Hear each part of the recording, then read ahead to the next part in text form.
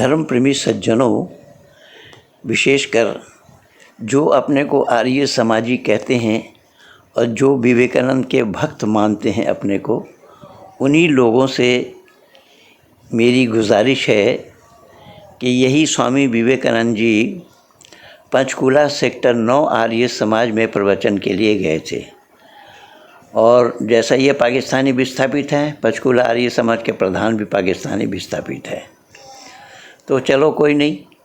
तो स्वामी विवेकानंद जी ने अपने वक्तव्य में कहा कि जिनको मोक्ष जाना हो वो मेरे साथ आ जाएं, मैं मोक्ष में ले चलूँगा।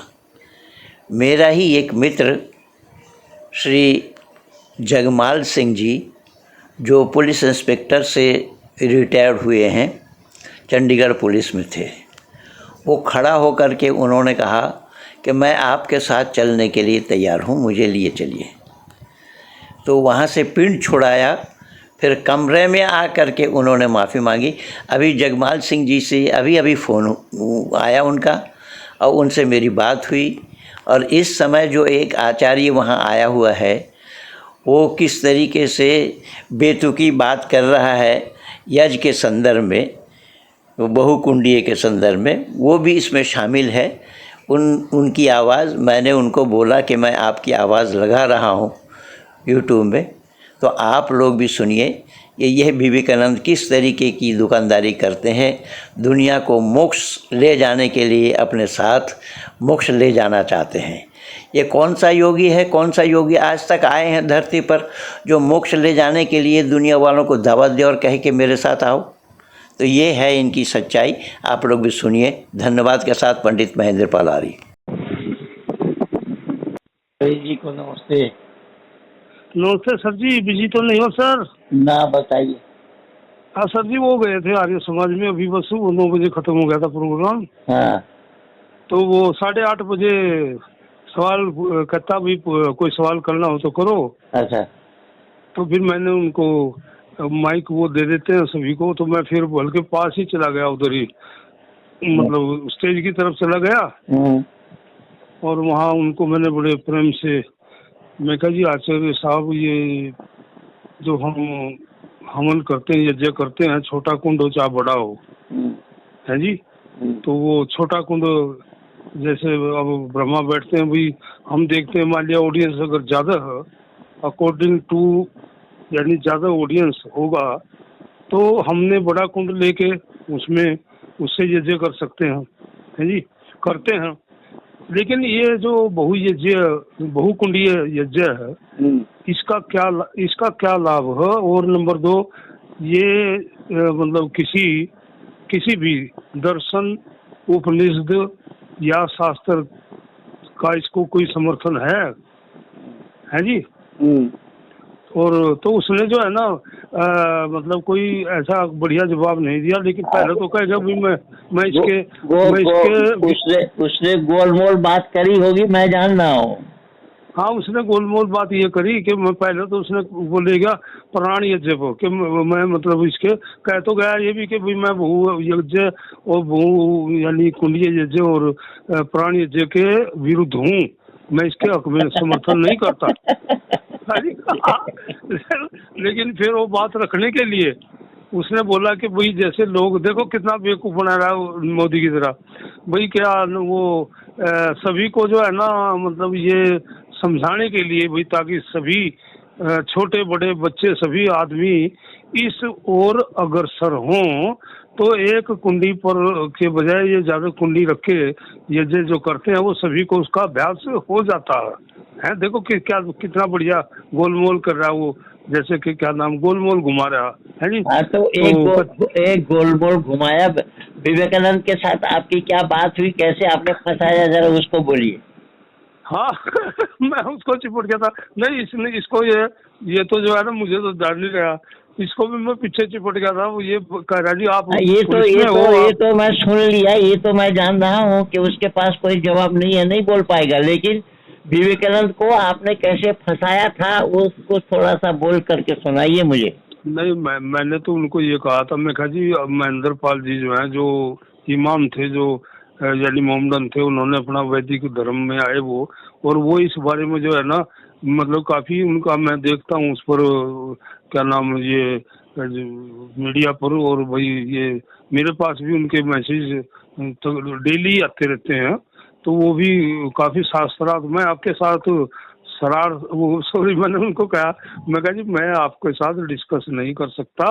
मैं कहा there is no end of discussion, but जो इसका जब कोई उपनिषद या निरुक्त या भाई मैं जान रहा हूँ, मैं बोल रहा हूँ ना कि नहीं बोल। आपने विवेकानंद को कैसा फंसाया था वो बोलिए ना, आप विवेकानंद से क्या बात हुई आपकी? उसको तो मैं चिपटा था, अभी अभी भी आया था जब भी मैं चिपटा था उसको। तो ऐसा ना प्रधान जी मुझे कह रहे थे, आज भी प्रधान जी को मैंने बताया, फिर मैं ये नहीं चाहता, मैं ये केवल आपसे सुनना चाहता हूँ कि विवेकानंद ने जब आपको बोला कि मैं आओ मोक्ष के रास्ते में जो जाना चाहते हो मेरे साथ आओ, मैं मोक्ष ले जाऊंगा, जी जी, तो फिर आपने क्या बोला था? मैं तो I am ready to go with you. उसको तो पीछा छुड़ाना मुश्किल हो गया था उस टाइम सर। हाँ तो क्या बोला, क्या कमरा में बुला करके फिर क्या बोला उसने? हाँ विवेकानंद जी ने? हाँ हाँ हाँ उसने, ओहो उसने आइए वो बैठाया बड़े उससे। और फिर वो पता क्या करता जी कि भाई सूरज की गर्मी जब लगती है ना जी, उसने कहा कि भाई उसमें भी मैंने उसको उलझाया था, देखो मेरे याद आ जान दो कि मैं कहा जी वो सूरज की गर्मी पे ले आया था बात को उलझा के। तो भाई चलो खैर नहीं हो, लेकिन मोक्ष के बारे में जो है ना, उन्होंने ये बात कही थी ना आपसे कि मैं मोक्ष को ले जाऊंगा, जो जिसको जाना हो मेरे साथ आए। हाँ जैसे वो तो वहीं पर कहा था उन्होंने स्टेज पर ही। तो अच्छा। उसने स्टेज की बात है ये, स्टेज पर जब उसने बोला कि भाई कोई जाना चाहता तो मेरे साथ वो चल सकता, तो मैं जो है ना स्टेज उस टाइम तो आदमी बहुत थे 250-300 थे अंदर। तो मैंने कहा I am ready to go with you. वो कहता मुझे भाई आप कहाँ से बिलोंग करते हो? मैं कहा आई बिलोंग टू तमिलनाडु। तो वो जो है ना फिर मतलब कहते हैं आप बैठिए, अब फिर बात करेंगे। उसने कोई जवाब मुझे उस टाइम नहीं दिया। तो फिर मैं उसके पास वहाँ भी बैठा था अगले दिन, उसके उसमें भी जाके मगर ये चलो निराश ना हो जाए, फिर मैं इसको कुछ पूछूंगा। वहाँ भी मैं एक सवाल पूछा था उसको जाके, तो उसने सूरज की गर्मी पर टाल दिया था मुझे कि वो ये सूरज की गर्मी लगती है तो क्या किया जाए।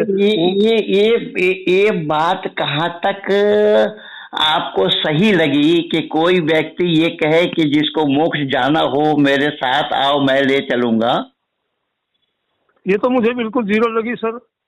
मैंने नारद मुनि का भी बहुत कुछ पढ़ रखा है सर। नहीं ये कौन से सन्यासी हैं जो इस तरीके की बात कहकर दुनिया को बहकावे? सर मोक्ष का तो देखिए मैं तो ये मतलब लगाता हूँ कि यानी ये वही काम क्रोध लोग वो अलग चीज है, वो अलग चीज है। मैं मतलब मोक्ष का मतलब ये है कि जब हम अच्छी तरह परमेश्वर की उपासना स्तुति प्रार्थना उपासना करें और हमें जो है ना भाई हम एक करीब ईश्वर के करीब समझे हम पहुंच गए और उनका भी सानिध्य हमें प्राप्त मिले, हमें खुशी मिले, हमें अनुभव हो।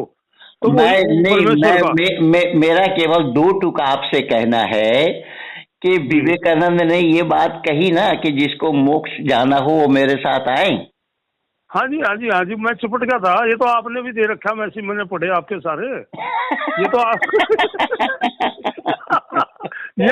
ये मैं मैसेज आपके सारे पढ़ता हूँ, आपने भी दे रखा विवेकानंद।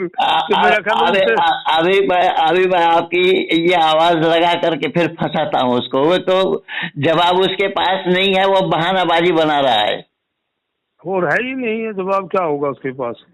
ये जवाब तो उसका होना चाहिए। अबे अच्छा एक चीज हो रहा सर, मेरे याद आ गई जी।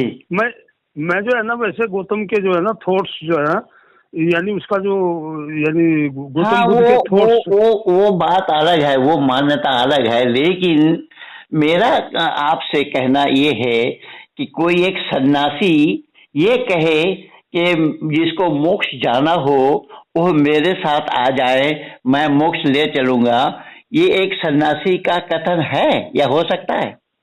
ये सन्यासी कहाँ सर, अब कौन है सन्यासी? पहली बात तो यह सन्यासी है ही नहीं।